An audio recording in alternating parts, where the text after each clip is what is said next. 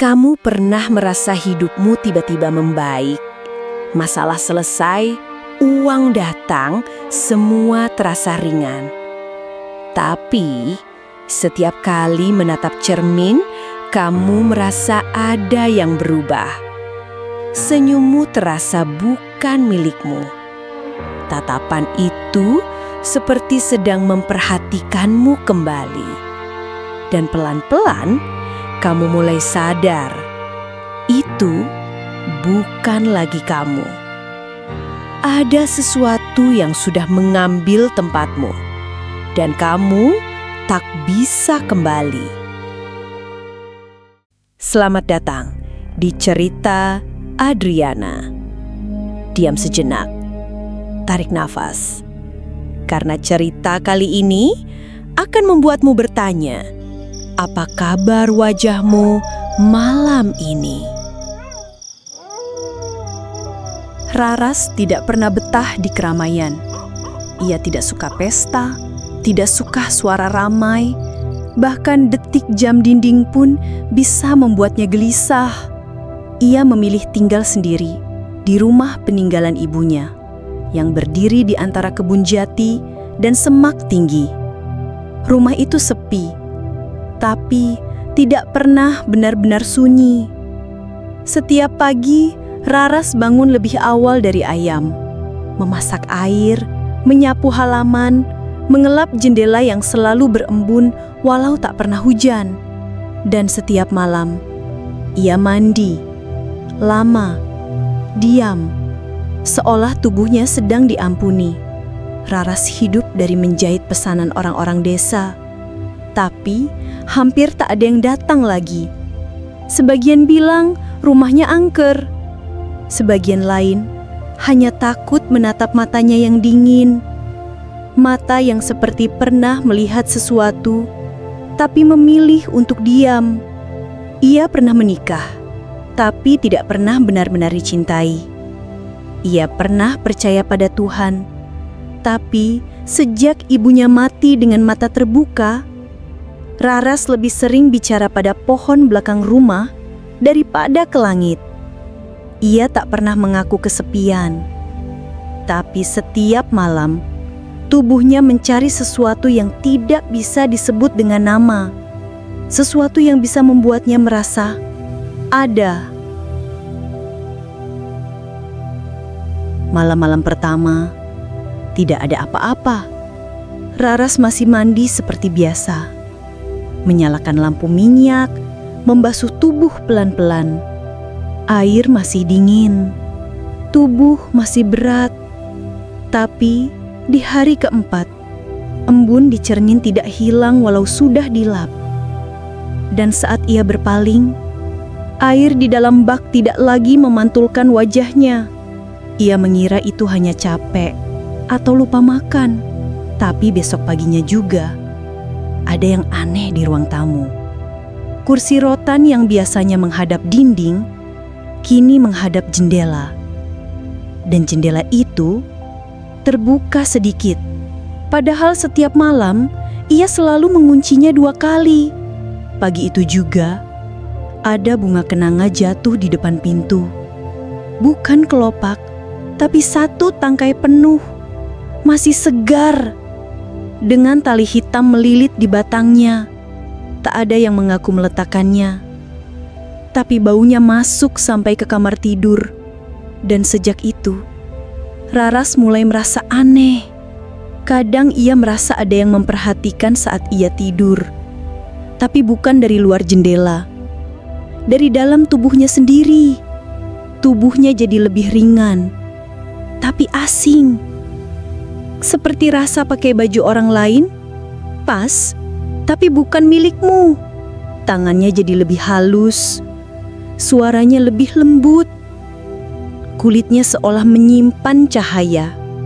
Dan setiap kali ia mandi, ada suara halus, seperti nafas, di belakang lehernya. Malam ke-7, suara dari sumur belakang terdengar lebih jelas. Bukan suara air, tapi langkah kaki, pelan, basah, seperti seseorang berjalan keluar dari lumpur. Raras tak keluar rumah. Ia hanya menutup jendela dan berdoa dalam hati. Walau ia tahu, doa itu sudah lama tak dijawab siapa-siapa. Hari berikutnya, saat membersihkan kamar belakang, ia menemukan sebuah peti kayu kecil tersembunyi di bawah ranjang besi yang sudah berkarat. Peti itu tak terkunci, tapi saat dibuka, hawa ruang berubah. Seperti udara mendadak lebih tebal, seperti seseorang menahan nafas di belakangnya. Di dalamnya, sebuah topeng, kayu tua, wajah perempuan, mata tertutup rapat, mulutnya tertarik ke satu sisi. Bukan tersenyum, tapi seolah sedang mendengarkan rahasia yang tak boleh diucapkan. Raras tak menyentuhnya. Tapi malam itu ia mimpi. Dalam mimpinya, ia berdiri di tengah hutan, di bawah langit yang terlalu gelap, di antara akar-akar raksasa yang membentuk lingkaran. Di depannya duduk sosok tua berbaju putih.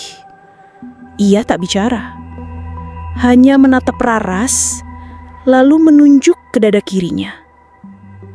Saat ia terbangun, ia menangis, tapi tak tahu kenapa.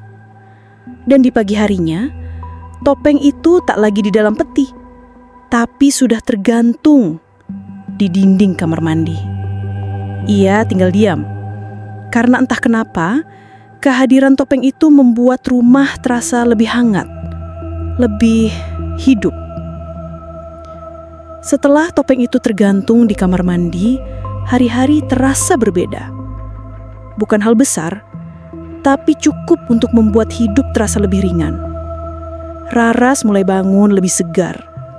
Pundaknya tak lagi nyeri. Jahitannya rapi, cepat selesai, dan orang mulai datang lagi. Mereka memuji. Raras kelihatan bersih ya sekarang, adem.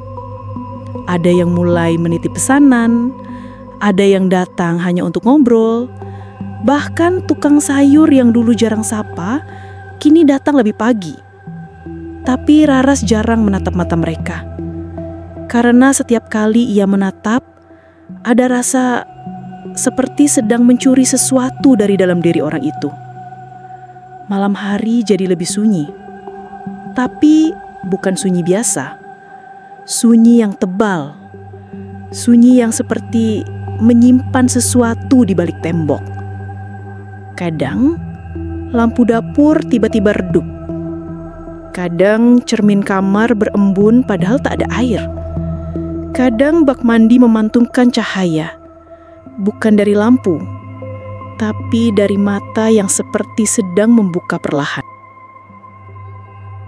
Di minggu kedua, tubuh Raras berubah. Ia melihat kulitnya lebih cerah, rambutnya wangi, meski tak pakai apa-apa selain air. Ada hari-hari di mana ia merasa lebih dari sekadar cantik. Ia merasa dipuja. Tapi setiap kali ia berdiri terlalu lama di depan cermin, dadanya berdebar. Karena wajah yang kembali menatapnya itu, meski mirip, bukan miliknya sepenuhnya.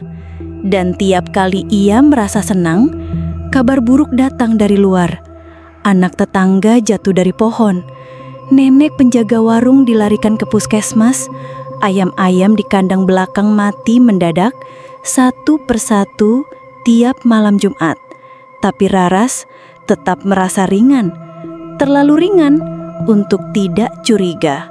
Seolah semua penderitaan yang dulu ada di pundaknya, kini sedang dipanggul oleh orang lain. Malam itu, suara dari sumur kembali terdengar, tapi bukan langkah. Kali ini suara tawa, pelan, perempuan, patah-patah, seperti sedang tertahan dalam dada yang terlalu penuh. Raras tak berani mendekat, tapi di pagi hari, bak mandi penuh dengan bunga kenanga yang sudah busuk. Saat ia angkat, airnya berubah warna, bukan merah, tapi hitam kehijauan dengan bau logam dan amis. Dan sejak itu, Setiap kali ia tidur telentang, tubuhnya tak bisa bergerak, lidahnya kaku, lehernya dingin, dan dari sudut kamar selalu ada suara, bukan langkah, tapi dari tali, seperti sedang diayun pelan. Kadang di sore hari, ia mulai melihat sosok perempuan lain di cermin, mirip dirinya, tapi rambutnya lebih panjang, matanya terbuka, seperti mengancam, dan tersenyum. Wajah itu muncul lebih lama dari pantulan Raras. Bahkan setelah ia menjauh, wajah itu masih di sana, menatap ke tempat kosong. Malam berikutnya, ia merasa ada yang tidur di sebelahnya. Ranjang bergeser sendiri, sprei menghangat. Tapi ia sendirian. Ia coba memejam, tapi di antara kelopak matanya, ia melihat ada tangan. Tangan itu halus, menyentuh lehernya, lalu turun ke dadanya, lembut tapi dingin. Dan di balik telinganya ada suara berbisik, "Waktumu tinggal sedikit lagi." Suatu malam, tepat jam 2, suara tawa itu kembali datang. Tapi kali ini lebih dekat, dari kamar mandi. Raras pelan-pelan membuka pintu. Lampunya padam, tapi cahayanya muncul sendiri dari topeng. Kini topeng itu menyala merah samar, basah, seperti baru saja dipakai seseorang. Dan dari balik pintu cermin, sosok perempuan keluar perlahan. Wajahnya familiar, tapi terlalu panjang, terlalu kurus.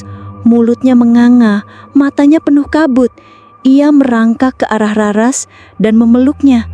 Di pelukannya, tubuh Raras dingin, jantungnya berdetak terlalu cepat, sampai ia merasa mual. Tapi tubuhnya tak bisa bergerak, hanya bisa merasakan nafas yang sangat dekat di bahunya. Lalu sosok itu berbisik, "Sudah cukup kau terima, sekarang waktunya kau memberi." Besoknya, satu klien lama datang. Perempuan, ramah, duduk, bercerita, menangis tentang anaknya yang sakit. Raras mendengarkan, seperti biasa. Tapi entah kenapa, tangan Raras bergerak sendiri, menyentuh kepala perempuan itu dan berbisik dalam hati, "Kalau kau bisa sembuh, ambillah hidupnya." Ia tersadar setelahnya, tapi klien itu langsung memeluknya. "Terima kasih, Mbak, rasanya enteng sekali." 3 hari kemudian, Raras melihat berita. Perempuan itu meninggal mendadak. Tapi anaknya sembuh total. Malamnya, di dalam mimpinya, Raras berdiri di tengah lingkaran topeng-topeng. Semua tersenyum. Semua memanggil namanya. Dan satu suara, paling dalam, paling tua, berkata, "Kau sekarang milik kami." 3 minggu berlalu. Raras tak lagi ketakutan. Gangguan berhenti. Topeng tak berpindah tempat. Rumahnya hangat, damai, bahkan rezeki datang terus. Klien makin banyak. Semua bilang tempat itu membawa aura penyembuhan. Tapi Raras jarang bicara sekarang. Senyumnya datar, pandangannya kosong, dan ia mulai memakai makeup lebih tebal. Karena entah kenapa, wajahnya mulai sulit terlihat di cermin. Bukan karena gelap, tapi karena pantulan cermin menolak memunculkan dirinya. Hanya ruangan kosong, dan topeng di dinding kini makin banyak. Semua topeng itu wajah perempuan, dan semuanya memejamkan mata. Malam terakhir, Raras tidur dengan topeng di atas meja. Tangannya memegangnya erat. Saat ia membuka mata di subuh buta, ia melihat sosok perempuan lain duduk di ujung ranjang. Wajahnya adalah wajah Raras, tapi muda, cerah, penuh harap. Sosok itu bertanya pelan, "Kalau bisa ulang dari awal, kamu tetap pilih jalan ini?" Raras tak menjawab. Ia hanya menangis, lalu perlahan mengambil topeng dan memakainya. Saat topeng itu menempel di wajahnya, semua suara menghilang. Dunia hening. Dan untuk pertama kalinya, Raras merasa utuh. Tapi bukan sebagai dirinya. Sebagai bagian dari sesuatu yang lebih tua, lebih lapar, dan tak bisa mati. Kadang, yang paling menakutkan bukan suara langkah atau bayangan di jendela, tapi saat kita menatap cermin dan tak lagi melihat diri kita di sana. Mungkin itu harga dari keinginan yang terlalu dalam. Mungkin itu tanda bahwa seseorang telah memakai wajah kita untuk sesuatu yang lebih gelap. Kalau kamu masih ingat wajahmu sendiri, cerita ini hanya fiksi. Tapi jika malam ini kamu bermimpi tentang topeng, jangan bangun sendirian. Kalau kamu suka cerita seperti ini, klik like, share ke teman yang sering ngaca malam-malam, dan subscribe buat cerita mistis psikologis lainnya. Sampai ketemu di kisah berikutnya. Kalau kamu masih jadi dirimu sendiri.